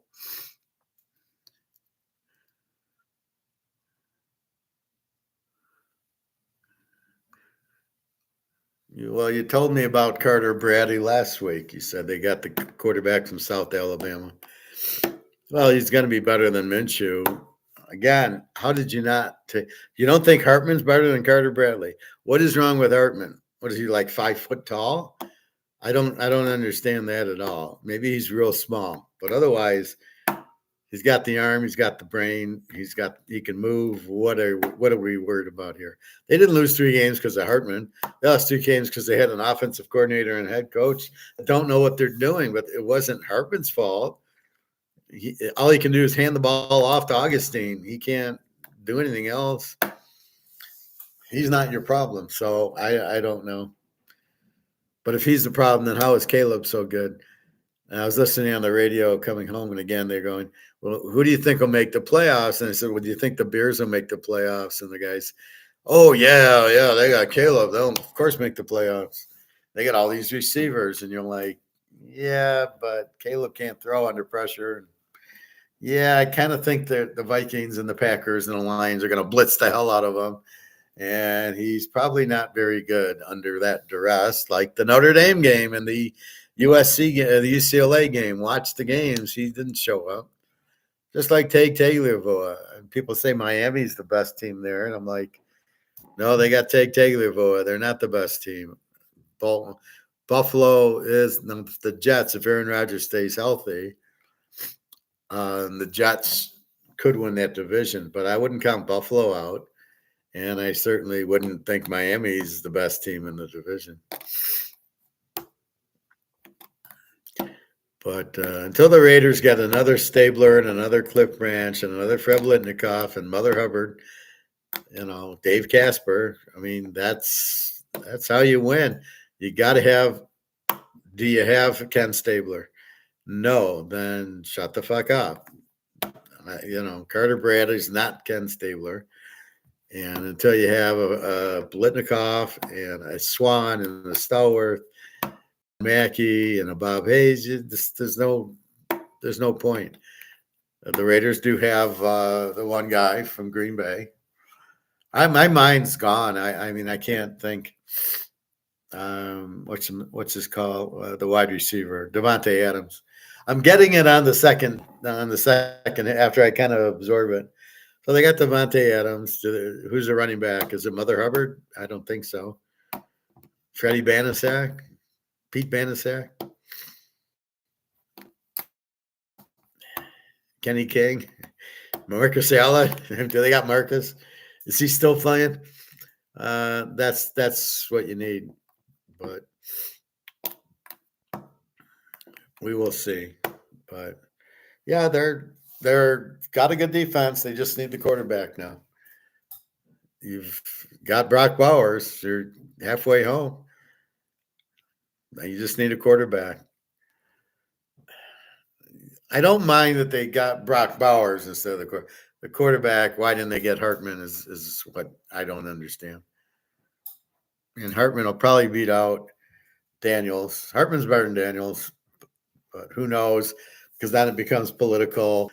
But Daniels won the Heisman and he makes more, so we got to play him. Not that he's better, but he makes more. I love that. Anyway, so I try to watch these YouTube, the gold, the Zimbabwe stuff, what I try to bring to class.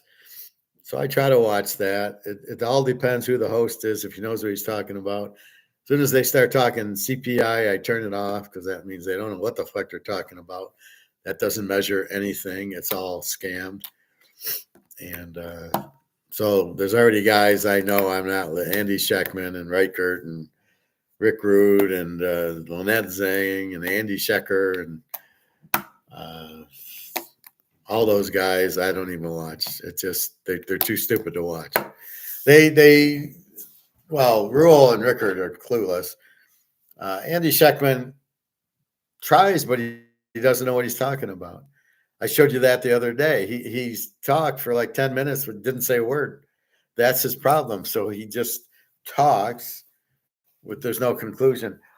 I think it's like a movie with very little plot and a weak ending. All right, Andy, what's the ending? Conclude. What are you talking about? End it. And you can't do that. And that's the problem, right? You never get an answer.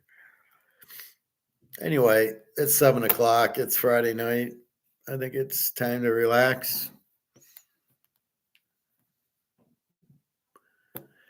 I don't know what I'm watching.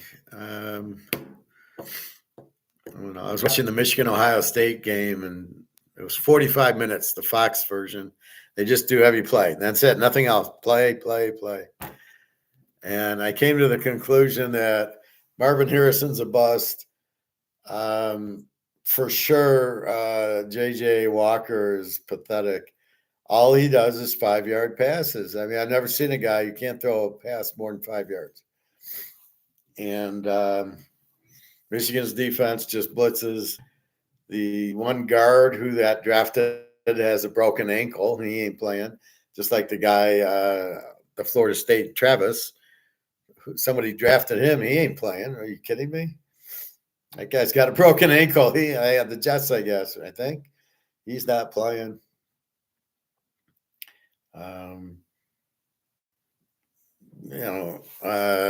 Marvin Harrison has too many drops against Michigan, and then Michigan had nothing. Blake Corum's nothing, and McCarthy. It's just these little swing 5-yard passes where we do this and we drag a guy under and he hits him. I'll throw for 2 yards, or he tried running and he didn't get anywhere. See, that's why you watch the Ohio State game. They have good NFL talent. And then that's how you see what McCarthy did against good NFL talent. He didn't show up. So that's my point about Caleb. Against UCLA, against Notre Dame, teams with NFL talent, he got buried. That's what you're expecting. The expected outcome is against good teams, nothing. McCarthy won't do shit. He wasn't very good anyway. Surprised he was a starter. Didn't show me anything. It's a bunch of dump downs because he can't read a defense and he doesn't throw the ball long. So not what I need. Anyway, I think that's it. So this is kind of fun getting off on tangents on sports and movies. But stay stoic, everybody. Stay calm. It's Russian Easter on Sunday, so be nice to the Russians. Wish them happy Easter. It's so funny because it's May 5th is their Easter, and our Easter was March 30th or something like that. So it was very interesting. So I asked her, do you need any money? I mean, at least enjoy your I do that for the holidays, like Easter or Christmas or New Year's. Do you have, like, she said, well, we don't have anything for New Year. We don't have any money. And so here's $100. Go eat. And she's not playing me. You don't play for $100. It's like, fine. If you're playing me for $100, enjoy. So they had some food, and now some food with, a pork kebabs. They have a lot of pork there. I don't know what's going on in Russia, but there's no beef and there's no chicken. It's a lot of pork. I'll have to make chicken. I have to find a chicken place. But anyway, so that's really what's going on. So baseball again, we've got Baltimore under 9, Philly under 7.5, Pitt, Toronto, the METSs, Mets, Detroit under 8, Cleveland, Kansas City, Boston, Houston, St. Louis, Oakland over 7.5, San Diego under 9, Atlanta over 9.5. In the NBA, we like Orlando. The home teams won every game in the series. They need it. It's game 6, backs against the wall. Take Orlando, late 3.5. The bets are Toronto, Oakland over 7.5, and San Diego under 9 is my 10 unit. We got Dylan Cease on the mound for San Diego, one of the better lower ERAs against another low ERA. So it should be a low ERA night in San Diego. And that's about it. So 7:15, enjoy your ball, football, baseball, basketball, and just try to think stoically. I have to think how do we escape? So I've got us into the vault, stealing the gold and silver, and we've done that. And now it's like, how do we get away? What do we need to do to get away wherever we're going to go? Switzerland, Russia, Europe, maybe go to Africa, maybe you go to Asia, Singapore. But we got to figure out a way to do it. What do you do with your house? That's what I just asked Daria. What do I do with the car? I mean, I got a nice Camry. Do I ship it to Russia or do I sell it and buy a new car in Russia? How much are Camrys in Russia? Probably not that expensive, especially with gold. It wouldn't be. I should be able to buy a nice one with a half ounce of gold. Ask Putin for dinner. Yeah, well, I want to go to Switzerland first and meet with Egon. And then I'm going to go to, I'll have Putin. We'll go, we'll get some hot Russian girls and then enjoy dinner. How do we escape from this country? Well, we're going to be most likely on an airplane. And that's why you need gold, because you can put 10 ounces in your pocket. You'll be set for life. But with silver, it's going to be much. And so you need just little, here's 4 ounces. Yeah, it's right in my pocket. Nobody has a clue. So that's what you're going to, when you get off the airport, you just go, you don't claim anything. I've never claimed anything. All the time I go to Europe, you get off the plane, you got your bag, you just walk out, taxi, and get me to the hotel. I mean, that's all you're doing. So we will see. That'll be the point. So I'll have to think of an escape route. And I want to go buy some brass so we can blackmail the government to letting us go. And you don't chase a dead man. I love it. I love when they pretend to die and then they go, well, nobody chases a dead man. Like in Die Hard, he's going to blow the roof and if you steal $300, they will come looking for you. They won't look for you. When you steal 300 million, they will look for you unless they think you're already dead. I can't believe Snape didn't do any other movies, any other roles like that. Why didn't he do that in Harry Potter? He could have been a great villain there. He could have been the Dark Lord. He would have been great in it. All right. Anyway, have a nice night. I'm tired. I don't know. I'll put on some movie. I'm looking for 24 season 8. It's the only one I don't have that I want. I tried online and some guy had it cheap, but it was from Australia and it was going to be $20 shipping. And there's a replay store here that has old movies. So maybe I'll go there tomorrow.